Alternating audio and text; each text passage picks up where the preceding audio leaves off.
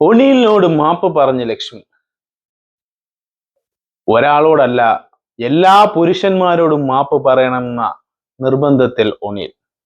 എല്ലാവരോടും മാപ്പ് പറഞ്ഞെന്ന് മാത്രമല്ല, കുറ്റബോധത്താൽ കണ്ണ് നിറഞ്ഞ ലക്ഷ്മി ബിഗ് ബോസ് വീട്ടിൽ.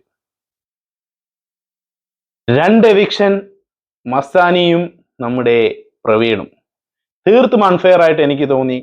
മരവാഴകളായ കുറെ ആളുകൾ അതിൽ തന്നെ ഉണ്ടായിട്ടും ലാലേട്ടൻ അതിലുള്ള ഹിന്റ് നിങ്ങൾക്ക് തന്നിട്ടും ഇനിയും ഇങ്ങനെയുള്ള ആളുകളെ പുറത്താക്കുമ്പോൾ ഒരു നിമിഷം നിങ്ങൾ ആലോചിക്കുക. സാബുമോനെ കൃത്യമായിട്ട് പൊക്കി. വീട്ടിലെ ഗ്രൂപ്പിസം കൃത്യമായിട്ട് ലാലേട്ടൻ തുറന്നു കാണിച്ചു. Big boss season 7 weekend episode 2ാമത്തെ ദിവസം ലാലേട്ടൻ തകർത്തു.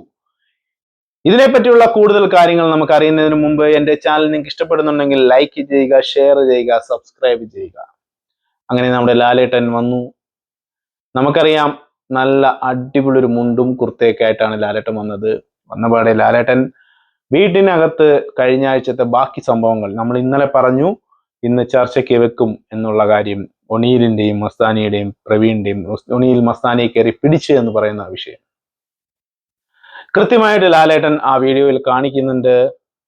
ഒണിയിൽ സ്പോൺസർ ടാസ്കിന്റെ ഇടയ്ക്ക് കാല് തട്ടി വീഴാൻ തുടങ്ങിയപ്പോൾ മസ്താനിയെ കയറി പിടിച്ചു. ഇതിൽ എൻ്റെ പെർസ്പെക്റ്റീവാണ് കേട്ടോ ഞാൻ പറയണത്. മസ്താനി കയറി പിടിച്ചു, അതിൽ ഒണിയലിന് ഒരു തെറ്റ് ഞാൻ പറയുന്നില്ല.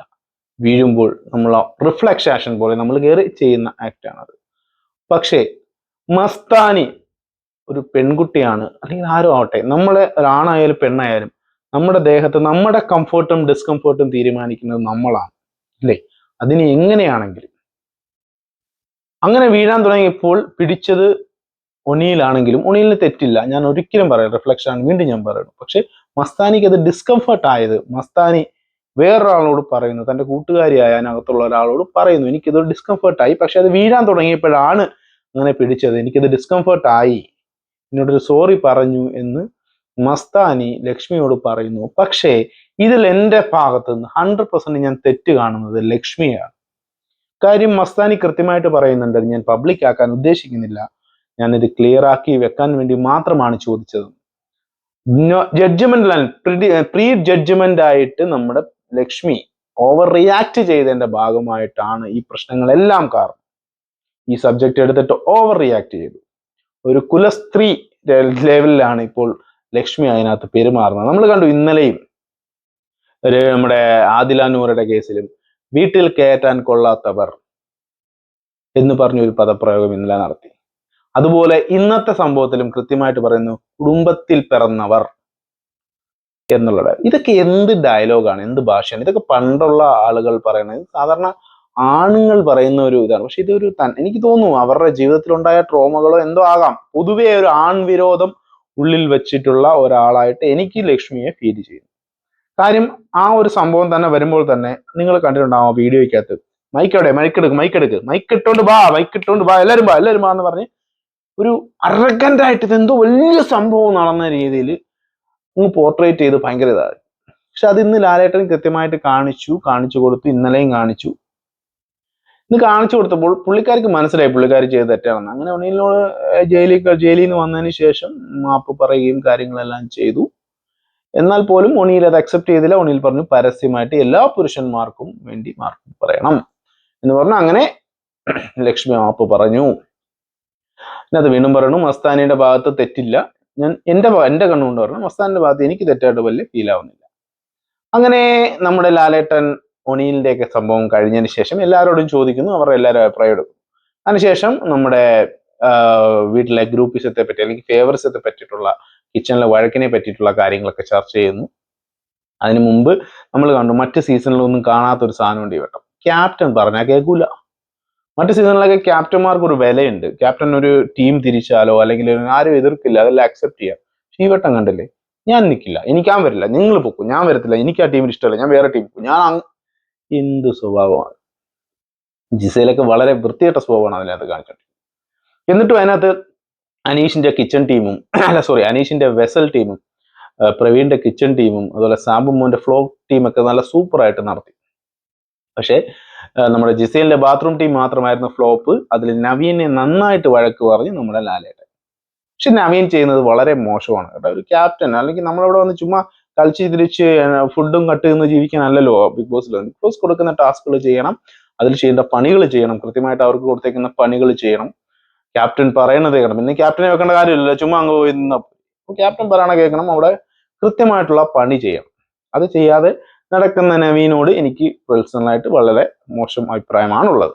അതുപോലെ ജിസൈലിന്റെ ഫേവറിസമായിട്ടുള്ള പ്രവർത്തികളിലും വളരെ മോശമാണ്.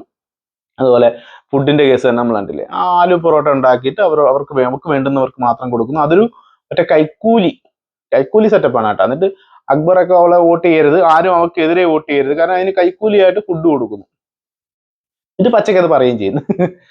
അങ്ങനെയുള്ള ഒരു ജിസേല്, ഗ്രൂപ്പ് നന്നായിട്ട് ഫേവറിസം നടത്തുന്ന ഒരു ആര്യൻ, ഇപ്പോഴും ആ ടീമുണ്ട്. പഴയ അപ്പാനി ഒരു ടീം ഉണ്ടായിരുന്നല്ലോ, അക്ബർ, ജിസേല്, അതുപോലെ ആര്യൻ, നമ്മുടെ രന ഫാത്തിമ.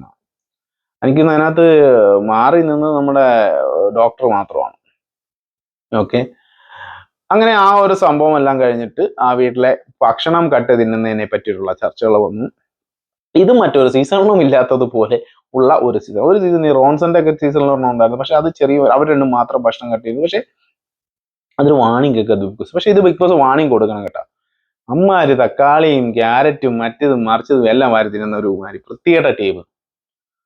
പക്ഷേ ബിഗ് ബോസ് സീസൺ 7 ആണ് ഏറ്റവും, എനിക്ക് ബിഗ് ബോസ് ആദ്യം തൊട്ട് ഈ വട്ടം വരെയുള്ള തീമുകൾ, അതായത് ബിഗ് ബോസിന്റെ തീം കളിയൊക്കെ ഉണ്ട്, അതിൽ ഏറ്റവും ഇഷ്ടപ്പെട്ട തീം ഈ പീട്ടത്തെയാണ്. സൂപ്പർ തീമാണ്. പക്ഷെ ഇത് വേറെ കണ്ടസ്റ്റന്റ് ആണെങ്കിൽ പൊളിച്ചടിക്കുകയാണ്. ഇവര് വെറും കൂറ.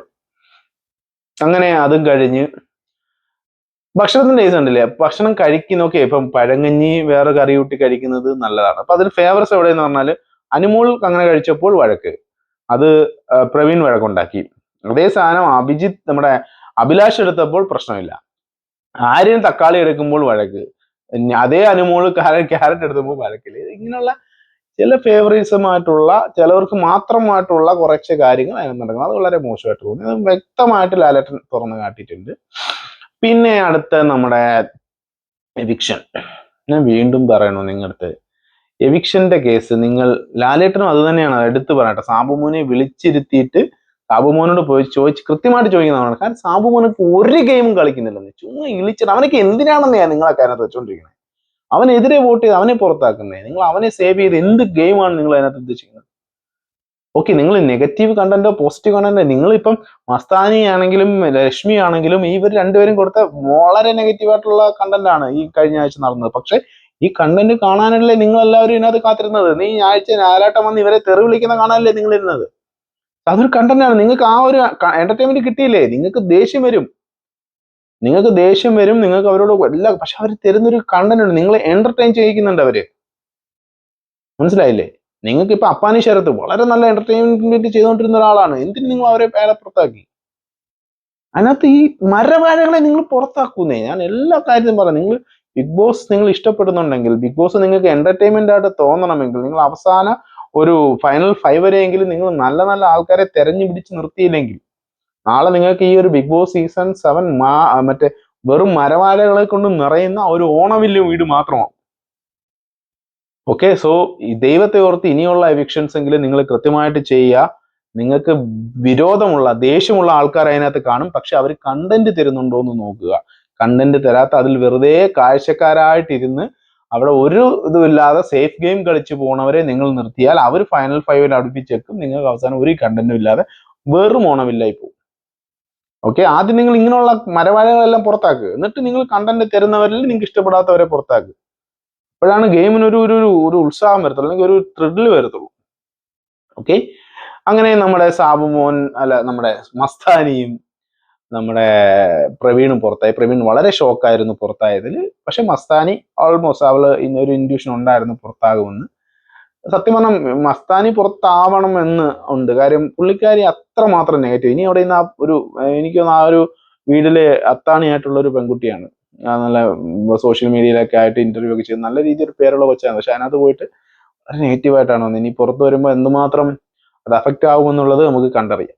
സോ ഓക്കെ, പക്ഷേ നമ്മുടെ പ്രവീൺ പുറത്തായത് വളരെ ഒട്ടും അക്സെപ്റ്റ് ചെയ്യാൻ പറ്റില്ല. കാരണം നല്ല ഗെയിം കളിച്ചു, എല്ലാ ടാസ്കും ചെയ്യുന്നുണ്ട്.